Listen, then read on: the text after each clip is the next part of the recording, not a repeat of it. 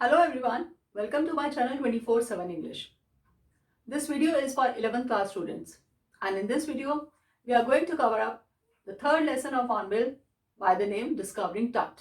The Saga Continues, written by A.R.Williams. Discovering Tut. Tut, the name of a king. Discovering means to search something. And where the king was? He was in Egypt. So it's basically the tale of an Egyptian king. और उसके बारे में कुछ discover कर रहे हैं. The saga continues. Saga means a very long story, और आप हिंदी में कह सकते हैं जैसे बहुत बड़ी गाथा जिसमें ऑलरेडी बहुत सारी स्टोरीज जो है वो इंक्लूड होती हैं. सो कंटिन्यूज मतलब वो स्टोरी खत्म नहीं हुई, यानी जो कुछ हम डिस्कवर करना चाह रहे थे वो डिस्कवर हमारा नहीं हुआ, तो अभी डिस्कवरी जो है वो कंटिन्यू चल रही है. So in this lesson we are going to discuss about all. So first of all let's discuss the theme of this lesson. Well, this is a chapter based on the ancient Egyptian history. Egypt, जैसा हम जानते हैं, it's famous for pyramids and mummies. Mummies, pyramids and desert, इनके लिए famous है Egypt. तो अब यहाँ पर हम इजिप्शियन हिस्ट्री के बारे में बात कर रहे हैं. एंशियंट मतलब बहुत सालों पहले, क्योंकि जब हम कहते हैं किंग टट, तो किंग्स जब हुआ करते थे, किंग्स और फेरोज जब हुआ करते थे, उस टाइम की ये बात है, तो बहुत पुरानी स्टोरी है. एंड फर्दर उसमें क्या बताते हैं, उसके थीम क्या है कि it gives description about a famous mummy of Tut in life as well as in death. It also gives us information about the believes of people at that time. क्या बताते हैं कि ये हमें क्या बताती है फर्दर, और इस स्टोरी से हमें जो फेमस ममी है वहाँ पे टट की, उसके लाइफ और उसकी डेथ के बारे में हमें काफ़ी कुछ यहाँ से जानने को मिलता है. Plus what the people used to think at that time, उनका क्या बिलीव्स था, वो लोग क्या सोचते थे, क्या मानते थे, वो चीज़ें भी हमें इस लेसन के थ्रू पता चलता है. It describes how the archaeologists work on finding new things and form conclusions using modern technology. It gives us knowledge on the history of Egypt when King Tut's dynasty was ruling there. हमें ये भी पता चलता है इस story से that archaeologist कौन होते हैं, जो आर्कियोलॉजिकल डिपार्टमेंट में जॉब करते हैं. और आर्कियोलॉजिकल डिपार्टमेंट क्या होता है, जो आपने काफ़ी सुना होगा हड़प्पन सिविलाइजेशन के बारे में या फर्दर और सिविलाइजेशन के बारे में, तो वो सब कहाँ से मिली, वो हमें ज़मीन के अंदर से मिली. वो सब खोद कर निकाली गई, उनको they were all buried in the earth. तो वो जो खोद कर जिन्होंने निकाली वो सब होते हैं आर्कियोलॉजिकल डिपार्टमेंट वाले, और जो उस डिपार्टमेंट में जॉब करते हैं, जो ये काम करते हैं, उन्हें हम बोलते हैं आर्कियोलॉजिस्ट. तो वो आर्कियोलॉजिस्ट वो मॉडर्न टेक्नोलॉजी को लेके किस तरह से उन्होंने सर्च की, क्या करते हैं, कैसे उसको यूज़ करते हैं, वो सब चीज़ें हमें यहाँ स्टोरी में देखने को मिलती हैं. और हमें ये भी पता चलता है कि इजिप्ट की क्या हिस्ट्री थी, और जब किंग टट जो है वहाँ पे ही was a ruling dynasty. Dynasty मतलब जब उनका साम्राज्य था, जैसे we have read about Ashoka's dynasty and Chandragupta dynasty और बहुत सारी मुगल्स डायनेस्टी हमने बहुत पढ़ा है. तो उस सब से रिलेटेड ये चीज़ें कि यहाँ पे जब इजिप्ट में किंग टट की डायनेस्टी थी तो उस टाइम कैसे वो सब था, वो हम यहाँ पे देखेंगे in this story. So without further do let's start the lesson. Now he was just a teenager when he died, the last heir of a powerful family that had ruled Egypt and its empire for centuries. He was laid to rest laden with gold and eventually forgotten. Since the discovery of his tomb in 1922, the modern world has speculated about what happened to him, with murder being the most extreme possibility. Now leaving his tomb for the first time in almost 80 years, Tut has undergone a CT scan that offers new clues about his life and death and provides precise data for an accurate forensic reconstruction of the boyish pharaoh. Now A.R.Williams, what he says that he was just a teenager. Teenager means the age between 13 to 19. So he was just a teenager means King Tut, he was just teenager at that time, and जब उसकी death हो गई, when he died, अब वो क्या कहते हैं, the last heir means successor और वारिस जिसको कह सकते हैं. He was the last heir of a powerful family that had ruled Egypt and its empire for centuries. जिस डायनेस्टी ने, जिस रूलर्स ने सेंचुरीज तक उस पर रूल किया इजिप्ट पर, उस फैमिली से ये बिलोंग करता था और ये लास्ट ईयर था, लास्ट वारिस था उनका. He was laid to rest laden with gold and eventually forgotten. Laid to rest laden मतलब कि वो ही डाइड. अब वो he died with gold and eventually finally forgotten. उसको वो जब मर गया तो उसको बरी कर दिया गया। बरी करने के बाद सब लोग वो भूल गए। अब जो वहां पे ममीज हैं वो एक्चुअली पिरामिड्स जो है, पिरामिड्स के अंदर वो ममीज जो है वो बरी की हुई हैं और वो पिरामिड्स उनके ऊपर बनाए हुए हैं। और उन पिरामिड्स की शेप और साइज से पता चलता है कि वो किंग की है या किसी नॉर्मल मैन की है, कौन सी फैमिली से बिलोंग करते हैं, वो उनसे पता चल जाता है उनकी हाइट से, क्योंकि उसके ऊपर भी काफी कुछ काम उनमें किया हुआ है। अब वो चीज वो बताते हैं कि उनको जब बरी किया तो उसके साथ में गोल्ड भी बहुत सारा बरी कर दिया और फिर बाद में इवेंचुअली सब लोग भूल गए, forgotten, since the discovery of his tomb in 1922। अब डिस्कवरी कब की टॉम की? 1922 में। जहां पर उनको बरी किया गया था वो 1922 में उसको सर्च किया गया, उसकी डिस्कवरी की गई। और modern world had speculated, speculated means guess करना। तो मॉडर्न वर्ल्ड ने जो क्या गेस किया कि व्हाट हैपेंड टू हिम, कि क्या हुआ था उसे, क्योंकि जैसा बताया है कि बिल्कुल यंग था, एकदम टीनेजर था और उसकी डेथ हो गई।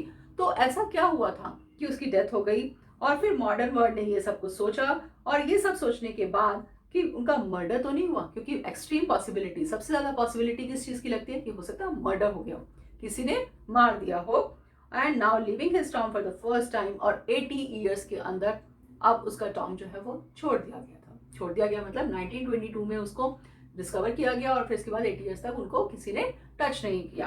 अब 80 ईयर्स के बाद किसी ने देखा और फिर वो बाद में क्या होता है वो देखते हैं। यानी 80 ईयर्स तक उसको बिल्कुल अनटच रहा, उससे पहले किसी ने उसको नहीं देखा, 1922 में उसको डिस्कवर किया। डट has undergone a CT scan. अब उनको एक सीटी स्कैन के अंदर, क्योंकि जो वहाँ पे ममीज होती है, ममीज बेसिकली क्या करते हैं कि कुछ केमिकल्स और सॉल्ट वगैरह लगा के पूरी बॉडी को कवर करके वो लोग बरी कर देते हैं और वो काफी लंबे टाइम तक डिकम्पोज नहीं होती हैं। लेकिन वो डिपेंड करता है कि कितने लंबे टाइम से वो मम्मी वहां पर है प्रेजेंट, तो उसको डिकम्पोज होने में कितना टाइम लगेगा, क्या कुछ है, वो सब चीजें उस पर डिपेंड करता है। तो अब उसकी मम्मी को निकालकर, उसकी डेड बॉडी को निकालकर सिटी स्कैन में डाला गया। सिटी स्कैन में डालने के बाद ये चेक करा गया। सिटी स्कैन जैसे आपको मालूम है, as you can see on the screen, इसके अंदर जब बॉडी को लेके जाते हैं किसी भी ह्यूमन बींग्स की, तो वो एक पूरा एक्सरे जैसा वो सारी पूरी थ्रू आउट बॉडी की पिक्चर सामने स्क्रीन पर दिखा देता है। और उससे क्या होता है कि पूरी बॉडी में जहां भी कोई प्रॉब्लम होती है तो वो वहां से पता चल जाती है। तो आजकल ये हमारे मेडिकल फैसिलिटीज में बहुत ज़्यादा फेमस है, मेडिकल टेक्नोलॉजी में बहुत फेमस है। और कोई किसी को अगर हेड इंजरी होती है या कोई और इंजरी होती है तो सिटी स्कैन के थ्रू वो काफ़ी कुछ उसका डिस्कवर हो जाता है, पता चल जाता है। तो सिटी स्कैन में उसको डाला गया और न्यू क्लूज अबाउट, ताकि उसके नए क्लूज पता चल सके। न्यू क्लूज मतलब उसकी इन्फॉर्मेशन पता चल सके कि उसकी लाइफ के साथ क्या इन्फॉर्मेशन थी और डेथ कैसे हुई। एंड प्रोवाइड्स प्रिसाइज, और काफी कुछ data exact, precise means exact और एक्यूरेट डाटा वहां से मिला भी, और for an accurate forensic reconstruction of the boyish pharaoh. Boyish pharaoh क्यों कह रहे हैं? बिकॉज वो यंग था, टीनेजर था। And pharaoh means, pharaoh is the synonym of king. जो इजिप्ट में किंग थे उनको फैरो भी कहा जाता था। तो वो ये बताते हैं, an angry wind stirred up ghostly dust devils as King Tut was taken from his resting place in the ancient Egyptian cemetery known as the Valley of Kings. Cemetery, as you can see on the screen, जहां पर dead bodies को बरी किया जाता है उस place को बोलते हैं सिमेट्री। अब सबके कल्चर में अलग अलग फ्यूनरल के कस्टम्स होते हैं। जैसे हिंदुइज्म में क्या होता है कि फ्यूनरल के लिए डेड बॉडी को बर्न कर देते हैं, जला देते हैं। ऐसे बाकी कुछ और जैसे उनमें भी ऐसा होता है, लेकिन कई अलग अलग कम्युनिटी आपके रिलीजन्स हैं या कम्युनिटीज हैं, उनमें क्या होता है कि उसको बरी कर दिया जाता है, उसको बर्न नहीं करते, जलाते नहीं। तो सबके अपने अपने कस्टम्स, अपने अपने रिचुअल्स हैं। तो वहां वो कहते हैं कि जब उसकी डेड बॉडी को was taken from his resting place, जहां पर वो रेस्ट कर रहा था, मतलब उनका कहने का मतलब कि वो किंग था, वो उस टाइम रेस्ट में था, उसकी डेथ हो गई, उनको बरी कर दिया, तो इसका मतलब वो रेस्ट पे चला गया। और जब उसको रेस्टिंग प्लेस से निकाला गया, और रेस्टिंग प्लेस कहाँ था? एंशियंट इजिप्शियन सिमेट्री, जो वहाँ की सिमेट्री थी जहाँ पे मोस्टली एंशियंट इजिप्शियन किंग्स वगैरह वो उनकी डेड बॉडीज को रखा जाता था, जिसको किस नाम से बोलते थे? वैली ऑफ किंग्स के नाम से जाना जाता था।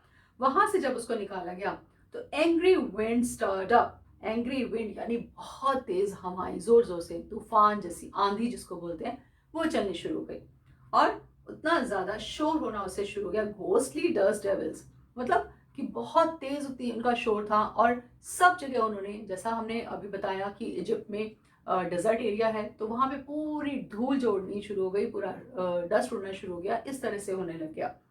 Now dark bellied clouds had scudded across the desert sky all day and now were veiling the stars in cascade gay.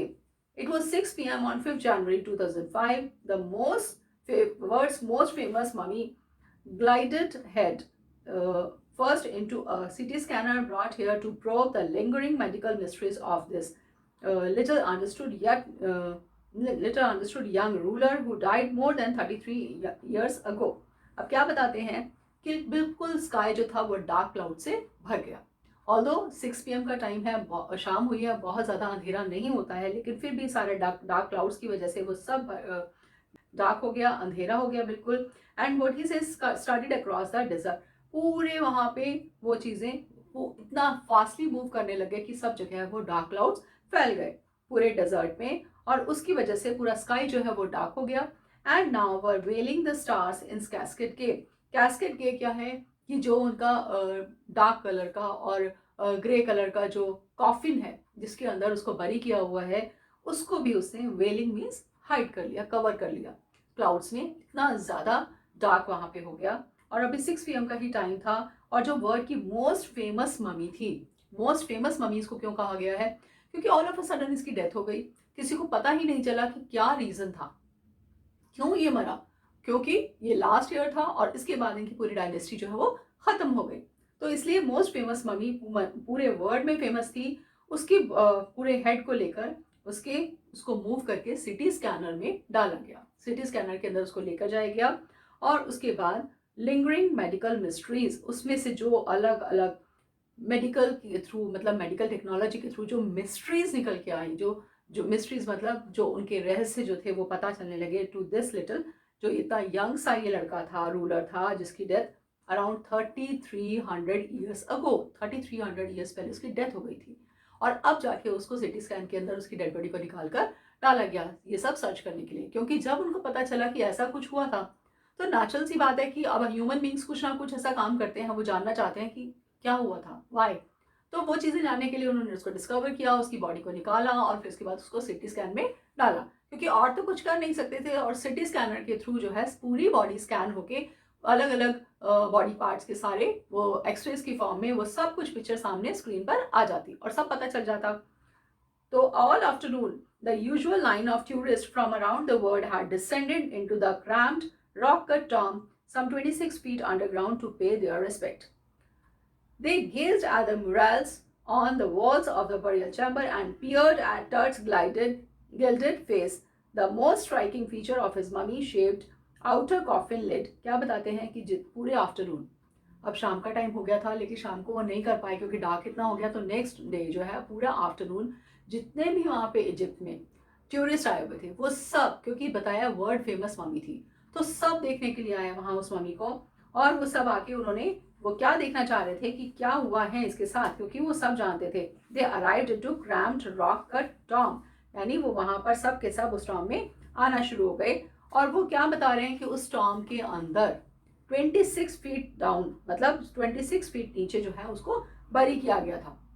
26 feet, आप सोच सकते हैं कि कितना नीचे उसको डेप्थ में बरी किया गया था, अंडरग्राउंड टू पे देयर. और वो सब आए उसको रिस्पेक्ट पे करने के लिए, अपनी रिस्पेक्ट दिखाने के लिए दे केम.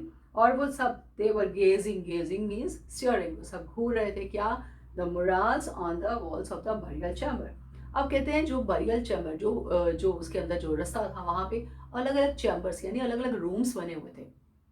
तो आप ये सोच सकते हैं कि एक रूलर की वहाँ पे टॉम था और वो टॉम किस तरह का पूरा डेकोरेट किया हुआ था कि वॉल्स के ऊपर मुराल्स मीन्स जैसे आप ये स्क्रीन पर देख रहे हैं इस तरह की वॉल पेंटिंग्स वो सारे वहाँ पे चैम्बर्स में लगी हुई थी. तो लोग वो देख के हैरान हो रहे थे और वो सब उसको बहुत ध्यान से देख रहे थे. एंड पियर्ड एट टर्स गिल्डेड, और सब झुक झुक कर उनके गिल्डेड फेस मतलब गोल्डन फेस को देख रहे थे, जो गोल्ड से कवर किया हुआ था उस फेस को देख रहे थे. The most striking feature of this mummy shaped outer coffin lid, और जो कॉफिन का लिड था यानी जो उसका कवर था, जो ढक्कन था, सब उसको बहुत ध्यान से देख रहे थे क्योंकि वो पूरा गोल्ड से बना हुआ था. और वो मेन स्ट्राइकिंग फीचर था, मतलब वो मेन अट्रैक्शन आप कह सकते हैं कि वो था सबके लिए.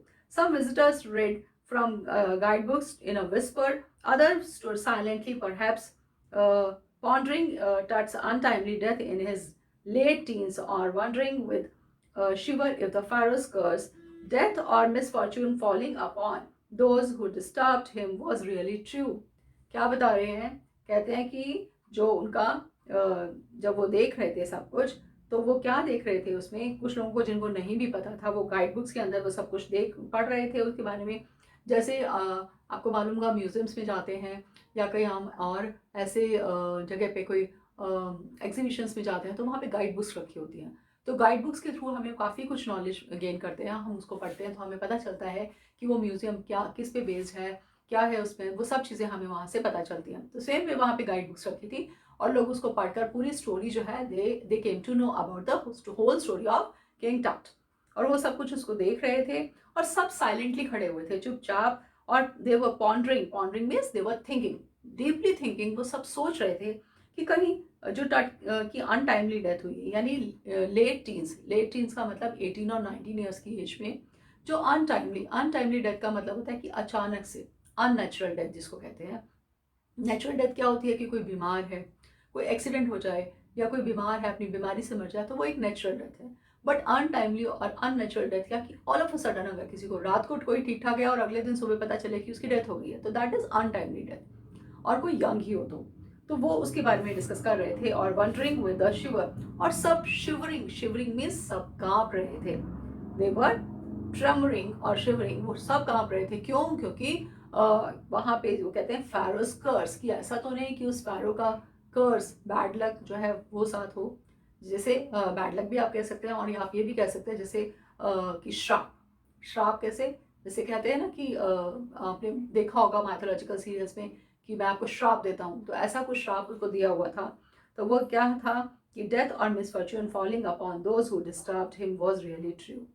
क्योंकि इतनी जोर जोर से आंधियां, तेज हवाएं चलने लग गई, तो वहां पे वो श्राप क्या था, वो कर्स क्या था कि जो भी उसको डिस्टर्ब करेगा रेस्ट से, क्योंकि उन्होंने क्या बोला है कि वो रेस्ट कर रहे थे, तो जो भी उसकी बॉडी को, डेड बॉडी को रेस्ट से डिस्टर्ब करेगा, उसको डेथ और मिसफॉर्च्यून फेस करना पड़ेगा। मतलब कि उसको बैड लक या डेथ जो है वो फेस करनी पड़ेगी। तो कहते कहीं ऐसा तो नहीं कि ये सच हो, ये ट्रू हो, क्योंकि इतनी जोर जोर से आंधियां और तूफान चलने लग गया, सब कुछ हो गया, जैसे ही उनकी डेड बॉडी को देखने लगे या निकाला गया वहां से, तो ये सब कुछ हो गया। The mummy is in very bad condition because of what Carter did in the 1920s, said Zahi Hawass, Secretary General of Egypt's Supreme Council of Antiquities, as he leaned over the body for a long first look. Carter, that is, was the British archaeologist who in 1922 discovered Tut's tomb after years of futile searching. Its contents, the hastily ransacked in antiquity, were surprisingly complete. अब क्या कह रहे हैं वो कि जो mummy थी king टट की, वो बहुत बैड कंडीशन में थी। क्यों? क्योंकि जो कार्टर था, कार्टर कौन? हार्वर्ड कार्टर, जो एक ब्रिटिश आर्कियोलॉजिस्ट था, और जब उसको पता चला कि ऐसी कोई मम्मी है और वो उसको सर्च करने के लिए आया, फर्टाइल सर्चिंग में, तो बहुत टाइम तक उसने सर्च करा और फिर फाइनली उसको पता चल गया और मिल गई, तब उसने उसको निकाला वहाँ से 1920s में। और ये सब कौन बता रहे हैं? जो secretary general of Egypt supreme council of antiquities है, वो बता रहे हैं, जाही हवास। अब एंटिक्विटीज क्या होता है? Antiquities means remains of ancient time, कि जो बहुत ओल्ड टाइम के रिमेन्स जो बचे हुए होते हैं, वो चीज़, दैट इज एंटिक्विटी।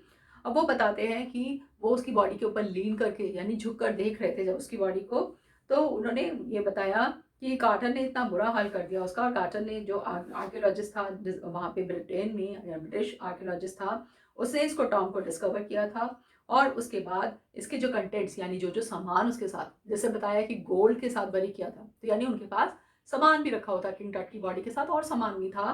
तो वो कहते हैं the hastily ransacked in antiquity were surprisingly complete, कि जो सोचा कि वो काफ़ी कुछ लूट लिया है या वहाँ से निकाल लिया है, तो लेकिन ऑलमोस्ट सब कुछ कंप्लीट ही था, कोई ऐसा कोई लूटा हुआ नहीं था, थोड़ा बहुत कुछ गायब था चीज़ें, लेकिन बाकी सब वहीं था। They remain the richest royal collection ever found and have become part of the pharaoh's legend. Now what they say कि वो सबसे richest royal collection, यानी इतनी rich family से वो pharaoh belong करता था कि सारा जो collection था पूरा royal collection था, छोटी मोटी चीज़ें नहीं थी।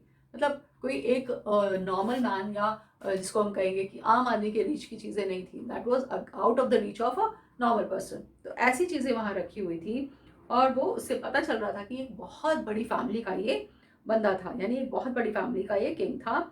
और फेरोज लेजेंड ये कह रहे हैं, लेजेंड मीन्स उसका मिथ और स्टोरी जो भी है वो सब वो चीज़ें उसके साथ थी। स्टनिंग आर्टिफैक्ट्स, अब क्या क्या था, stunning artifacts in gold, their eternal brilliance, क्या कहते हैं वो कि बहुत सुंदर सुंदर आर्टिफैक्ट्स मीन्स कि बहुत सुंदर गोल्ड के आप ज्वेलरी भी कह सकते हैं, हैंडमेड प्रोडक्ट्स जो थे वो चीज़ें उसके साथ थी, जो उन्होंने खुद बनाई हुई थी वहाँ पे, और बहुत ब्रिलियंटली उसको बनाया हुआ था। Meant to guarantee resurrection, resurrection means कि रिकवर्ड फ्रॉम ग्रेव, कि उसको जब बाहर निकाला गया, वहाँ से रिकवरी हुई, तो वो इसकी गारंटी कर रही थी कि जब भी ये बाहर निकलेगा तो बिल्कुल ठीक ठाक निकलेगा, यानी ये सब चीज़ें उसके साथ थी।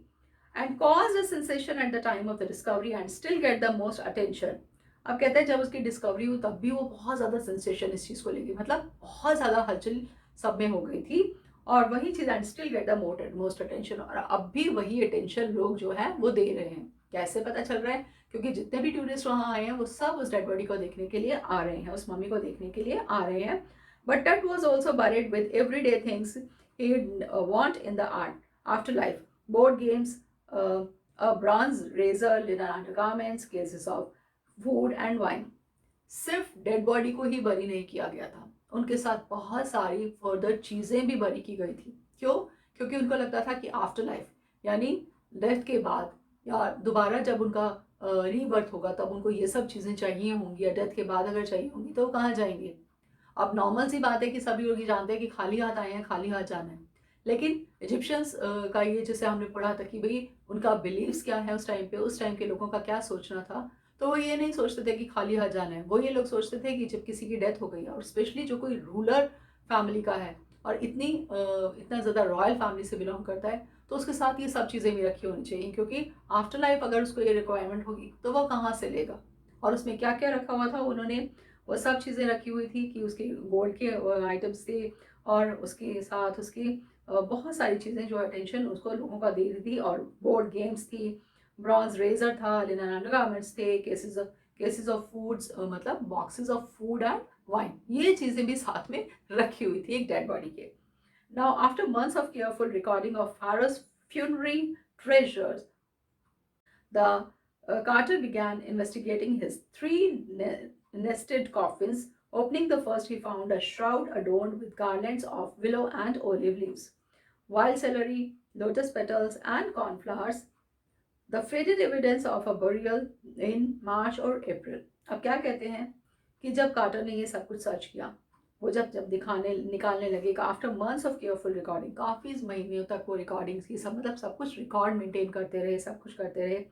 Pharaoh's funerary treasure, जो ट्रेजर मीन्स जो कुछ उनके साथ खजाना आप कह सकते हैं, इतना सब कुछ उनके साथ गोल्ड और ये सब चीज़ें थी, तो वो सारा उसके साथ जो फ्यूनरल में उसको बरी करते टाइम जो सब कुछ रखा गया था, वो सारी चीज़ें जब कार्टर ने देखी, जब उसको इन्वेस्टिगेट किया, और वो कहते हैं कि सिर्फ एक ही कॉफिन नहीं था, देयर वर थ्री कॉफिन्स थे। एक कॉफिन में डेड बॉडी थी और बाकी में सामान था सारा।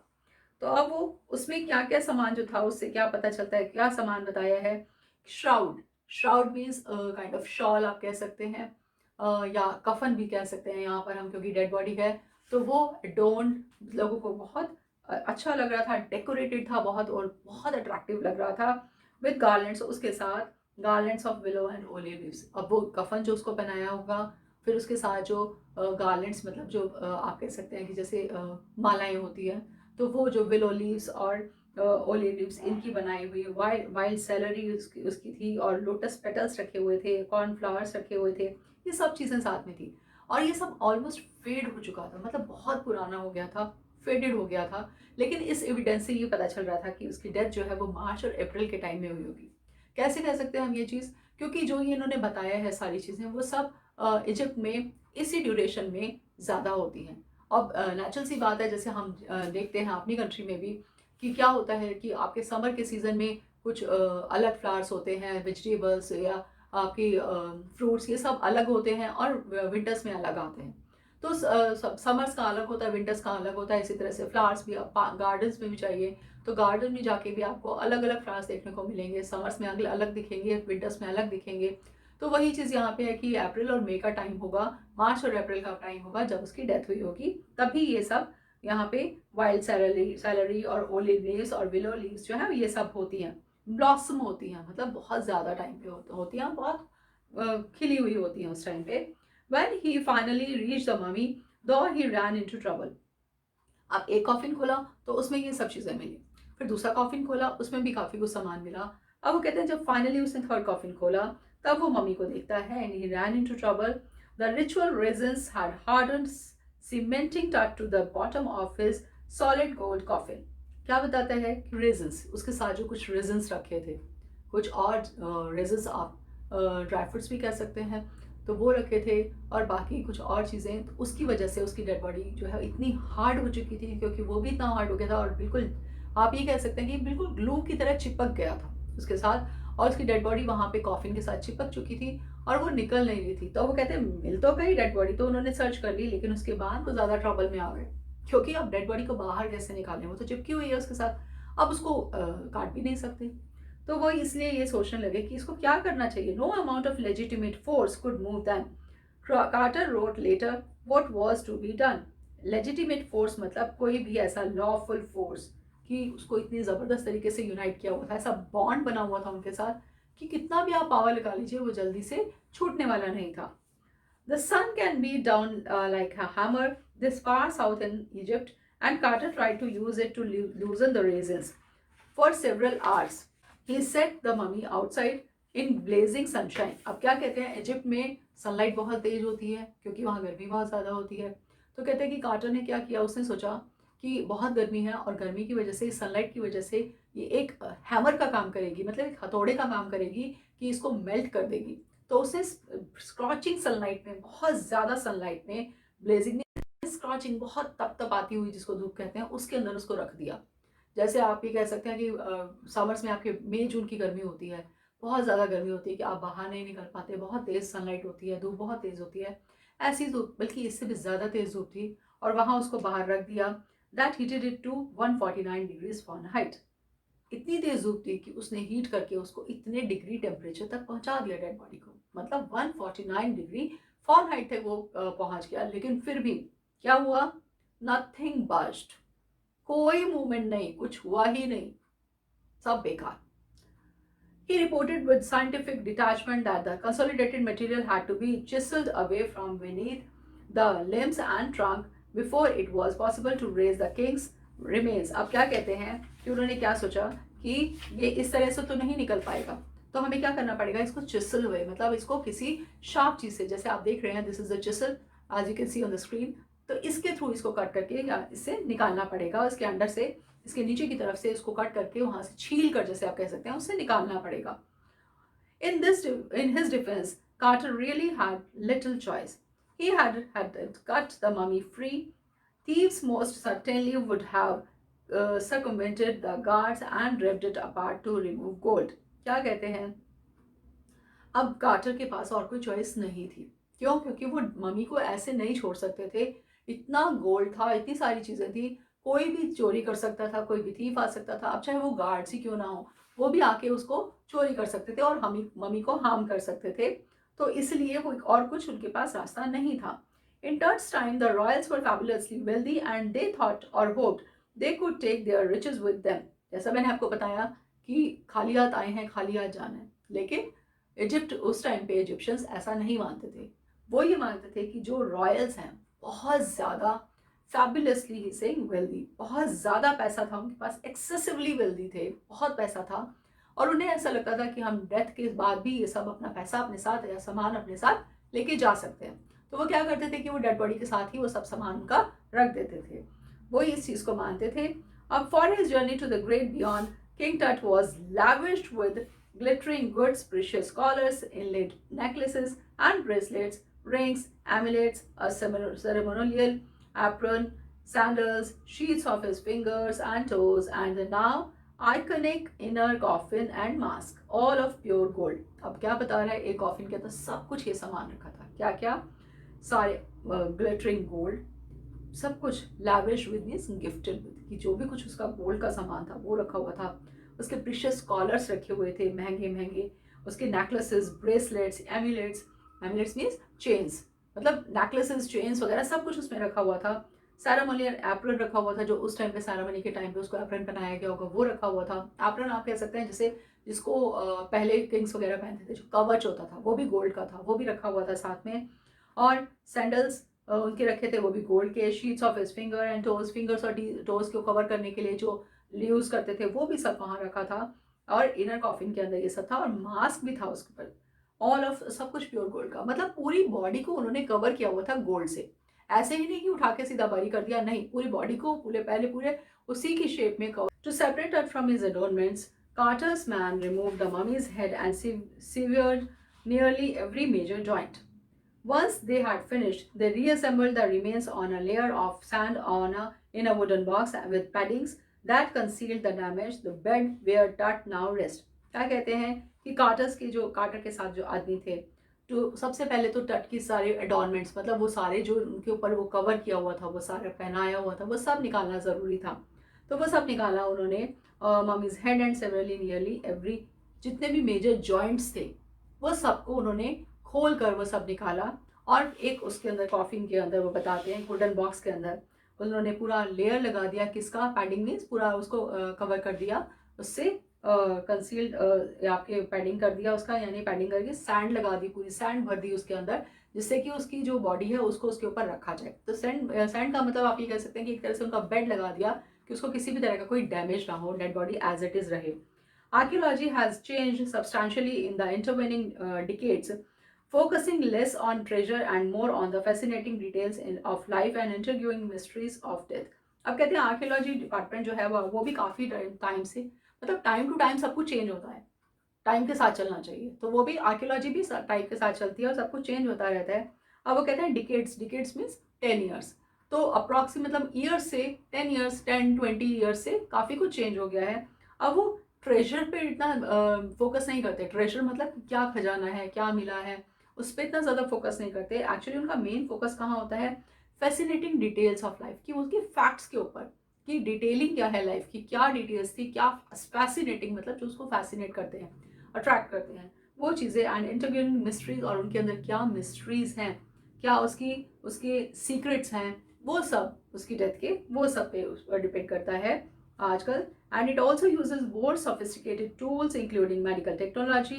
इन 1968, more than 40 years after Carter's discovery, Carter discovery बताई उन्होंने 1922, फिर उसके बाद बताते हैं 1968, यानी वो कहते हैं कि अब वो बहुत सोफिस्टिकेटेड मीन्स ऐसे टूल्स यूज़ करते हैं जो बहुत आराम से सब कुछ काम हो जाए और कुछ इंजरी या कोई किसी तरह का हार्म भी ना हो।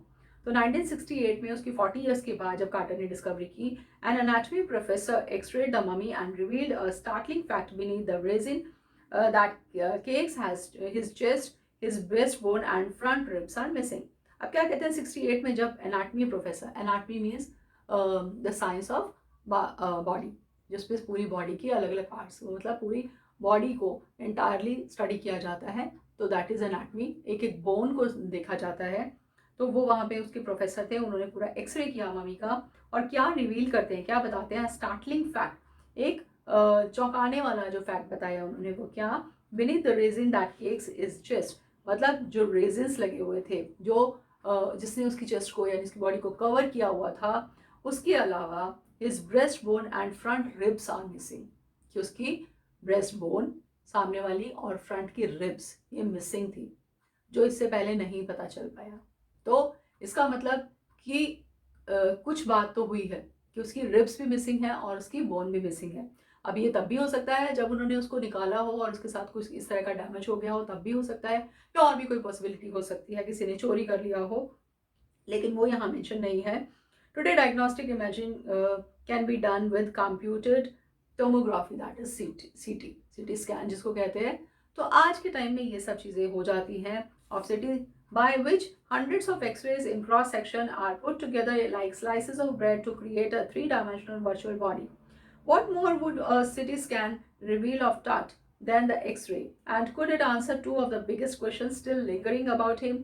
How did he die and how old was he at the time of his death. क्या कहते हैं, आज के टाइम में तो सिटी स्कैन करने से काफ़ी चीज़ें आसान हो गई हैं। कैसे? क्योंकि उसमें पूरी बॉडी चली जाती है।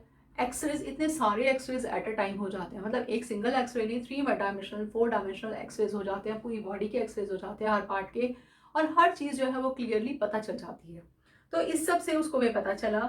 अब एक कहते हैं 2 क्वेश्चंस का आंसर फाइंड आउट करना बहुत ज़रूरी था, जो बहुत बड़े बड़े क्वेश्चन थे, बिगेस्ट क्वेश्चन कह रहे हैं, लेकिन वो अभी भी नहीं मिला था। स्टिल लिंगरिंग अबाउट हिम, वो अभी भी घूम रहा था ये क्वेश्चन दिमाग में सबके, लेकिन उसका आंसर किसी को नहीं मिला था। और वो क्वेश्चन क्या थे? हाउ डिड ही डाई, कि उसकी डेथ कैसे हुई, what was the reason behind it, and how old was he at the time of his death, और उसकी डेथ जब हुई तो उसकी एज कितनी होगी, क्या एज रही होगी। King Tut's demise was a big event, even by royal standards. He was the last of his family's line, and his funeral was the death rattle of a dynasty. But the particulars of his passing away and its aftermath are unclear. क्या बताते हैं कि king टट्स का जो demise means उसकी death, that was a big event. अब natural सी बात है कि रॉयल फैमिली का है तो हर इवेंट जो है वो बड़ा ही होगा, शानदार होगा। अब आपने टीवी पे भी देखा होगा, जो बड़ी बड़ी फैमिलीज होती हैं उनके जो हर इवेंट, छोटा भी इवेंट हो वो भी बहुत बड़ा होता है। तो इनका भी नेचुरल है कि भाई किंग है, फेरो है, तो वो बहुत बिगेस्ट इवेंट होगा, कोई ग्रैंड इवेंट होगा, और इवन बाय रॉयल स्टैंडर्ड्स, उससे भी ज़्यादा, रॉयल स्टैंडर्ड से भी ज़्यादा।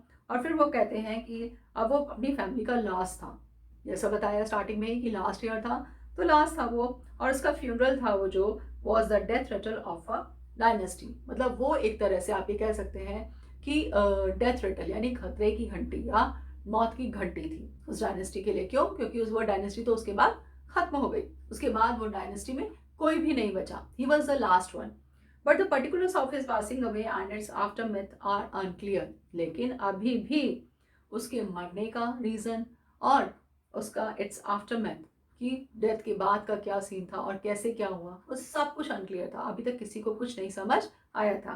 Now Amenhotep III, Tut's father or grandfather, was a powerful pharaoh who ruled for almost 4 decades at the height of the 18th dynasty golden age.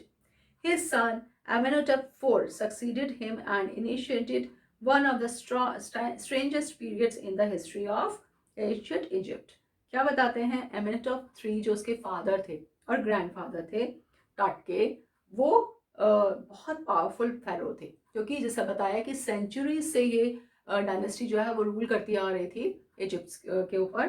तो वो कहते हैं कि बहुत पावरफुल फेरो थे, और जो ऑलमोस्ट 4 डिकेड्स मतलब अराउंड 40 ईयर्स तक उन्होंने रीन किया, यानी उसके ऊपर रूल किया at the height of the 18th dynasty golden age. That was the golden age for that dynasty. Golden age क्यों कहेंगे? क्योंकि सालों तक उन्होंने रूल किया। और फिर उसके बाद उसका जो सन था एमेनेटॉप IV सक्सीडेड, वो आ गया and initiated one of the, और फिर वो स्ट्रेंजेस्ट पीरियड माना जाता है हिस्ट्री ऑफ एंशिएंट इजिप्ट में। मतलब ग्रैंडफादर जो थे वो एमेनेटॉप III थे, और फिर एमेनेटॉप IV उसके फादर हो गए। So we have done up to here that Amenhotep III and Amenhotep IV when they were ruling that their dynasty at that time, it was the strangest period in the ancient Egypt's history. तो बहुत strangest period माना गया क्योंकि उन्होंने more than 40 years तक rule किया। अब उसके बाद फर्दर क्या होता है, will discuss in Part 2. So this is the end of Part 1 and I hope you understood this lesson up to here, because इसमें ज़्यादा कुछ ऐसा अंडरस्टैंडिंग करने का नहीं है, क्योंकि इसमें मेनली डिस्कवर ही कर रहे हैं सब कुछ, कि टट की बॉडी को डिस्कवर करके क्या किया गया, वही सब है इसमें। And you have to learn all these things. So don't forget to click the like button, share among your friends, and subscribe the channel if you are not subscribed yet, as well as comment in the comment section. And don't forget to press the bell icon so that you can get all the latest updates. Thank you very much. Thanks for watching.